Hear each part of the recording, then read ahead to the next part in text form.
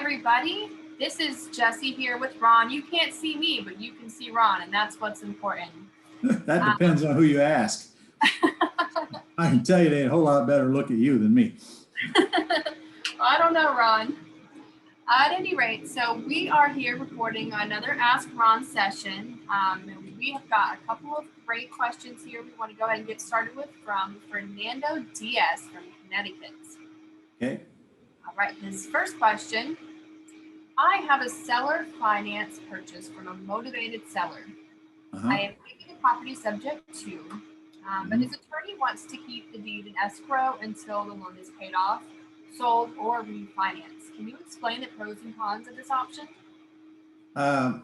Explain, I didn't hear part of that question. I know he's got a house he bought subject to, something about the escrow. Yes, the attorneys want to keep the deed in escrow until the loan is paid off, sold, or refinanced. Well, they can't do that. They can't do that. First of all, no attorney would ever allow that to happen. However, you can buy it on a land contract or whatever they call it in Connecticut. Contract for deed, contract for sale, land installment contract. It's one of those things. And in that case, they do retain the deed until you pay them off. However, you are legally the owner of the property.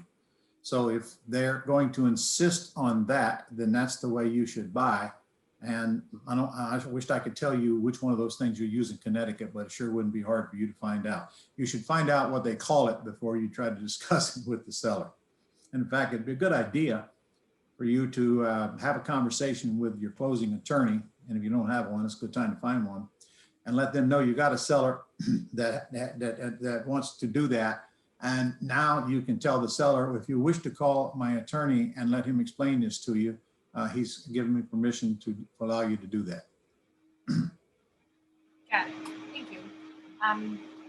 Fernando's next question is, I have a deal under contract. It is a single family house in New York.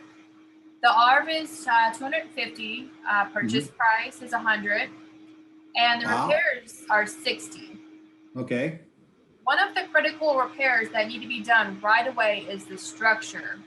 The floors need leveling. The engineer indicates that there's damage to the joists, bridges removed, and insufficient columns. Okay. Pretty much saying the rehabbers are terrified of structural problems. Do you think it is still unlikely that someone will rehab it? Do I think it's likely the sellers will rehab it? Do you think it is still unlikely that someone will rehab it? Oh, well, I can tell you, so let's say your exit strategy is to rehab it yourself. If that's the case, you darn sure better verify what these costs really are before you close on it. I mean, literally get bids from people who can do the work, and get a home inspection, and make sure that the contractor has that home inspection before they give you a bid, and they're going to do everything on it. I mean, I have no idea what you say it has structural damage. That's not necessarily a bad thing, especially if it's off grade. That's not all that expensive. But again, you better verify your assumptions. Now, let's say you're going to wholesale it, which sounds like this one might be a good one for you to wholesale, Fernando, because it might be deeper into more in the rehab than you want to go. Obviously, put it under contract for the 100 and go flip it for 125. Okay, somebody will come along and pay it. I promise you, somebody will. And don't try to justify it by the numbers I taught you. I'll tell you that, because there's so many greater fools out there right now buying these junkers. They pay really stupid prices. So don't try to second guess the marketplace. And that's what I suggest you do. Put it under contract for 100 and then go flip it for 125,000. I don't understand your question. Do you think the seller, is that what his question said? Do you think the seller will rehab it, or just that it should be rehab? I'll repeat the last part. So well, just answer that question. The structural problems. Many rehabbers are terrified of structural problems. No, they're not. I wonder if I could put the house. No, real rehabbers are not terrified of structural problems. In fact, they get excited over them, like me. I see a house sinking, I get excited because I know it's not, if money can fix it, I want it, and that drives the price down. So that's why you're getting it for 100. But don't worry about it. Put it under contract. Go flip it. What do you got to lose? All right. Very good. His third question. Do you know of a tenant screening company that will pull credit reports? Okay. It's screenthetenant.com, but they don't actually pull the credit report. They have the customer pull it and then they review it. So they do a great job, and they do a whole lot more than that. I mean, like they'll do a background search. They will do a Megan's Law search for child molesters. They do a debt to income ratio report for you to make sure your client, your buyer can afford the property. And this is all for $50 lousy. And by the way, I pay the 50. I don't charge it to the tenant. That's too more trouble than it's worth. But remember, I don't pay the 50 till I know the tenant buyer's got enough money to satisfy me, and I see no other reason why I would not want them. Can they afford the monthly payment? They're giving me enough money to satisfy me. Then and only then will I even bother ordering the report on them, because why spend $50 on somebody I wouldn't take anyway? Screenthetenant.com. By the way, they'll clean credit for $99 a month for 6 months, and they do a great job of doing it. Very good, thank you. Fernando's last question, you might like this one. Would you recommend card decals as advertisements? Yes, of course. In fact, in the rear window, I'd like to see in white see-through letters, full price for your house, phone number. Have that phone number go to Pat Live, answered 24 hours a day. Now, not only should you put that in your car, but you should put that in other people's car. Get a separate phone number for them. In other words, they're the only one with that phone number, so that when it goes to Pat Live, you can measure where the calls came from. And I pay these people $10 if somebody calls with a house for sale that I don't already have in my system. And you can put as many of those out there as you want. We're paying $85 to put those signs in the rear window, or anybody who wants to drive around and get paid $10. You pay them on PayPal, so you don't have to meet them or write them a check or anything like that. Get a whole army of folks out there like that. Plus, I strongly suggest that you get your car or your truck, well, plenty of signs on it, wraps on them. They call them wrap. They're just plastic wraps. They really look cool, and let people know you're in the business of buying houses instead of trying to keep it a secret. I always tell my students, if you ever get arrested for being a real estate investor, make sure they have enough evidence to convict. Let the world know you buy houses, and they will come. Good answer. All right, we're going to move on to John Josso from New Jersey. Okay, John. He's got one question. In the beginning of the video, you mentioned that the PI sheets are used for single-family homes. I live in an urban area in New Jersey, and many of the houses are multifamily, usually two-family.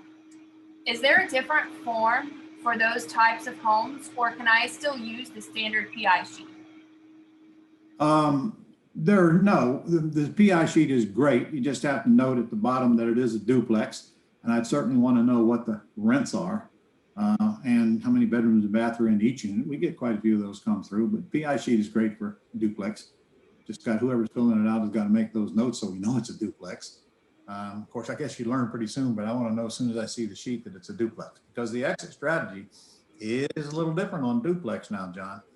If you're going to get a duplex, you're either going to keep it and hold it for a rental, or you're going to try to sell it to one owner occupant who's going to live in one side and rent out the other one, or you're going to sell it to an investor, either cash or owner financing. Either way, just make sure you know that the number of people that will buy a duplex is just a small percentage of the people who buy a single family house. Now, I'm not telling you not to buy it, because if there's a lot of them around you, that means that there's a market around you as well.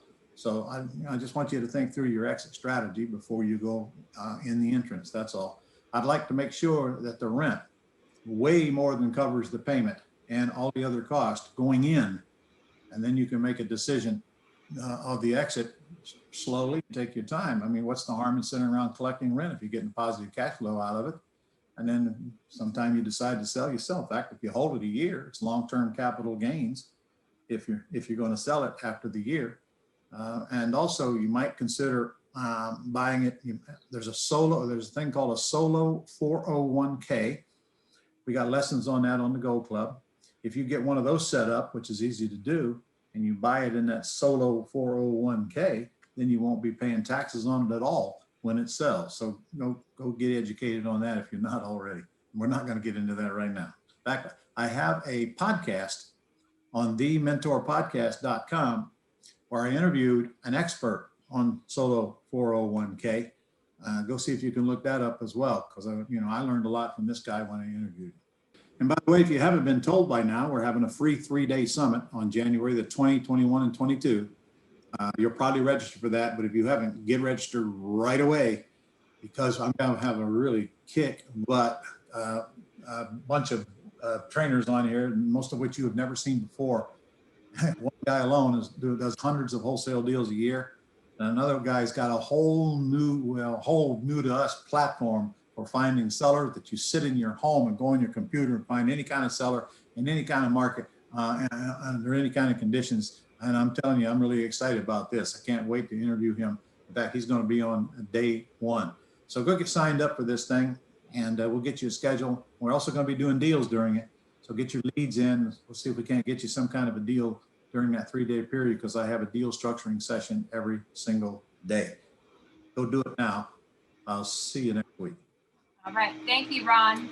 We'll see you next week. Bye, everybody.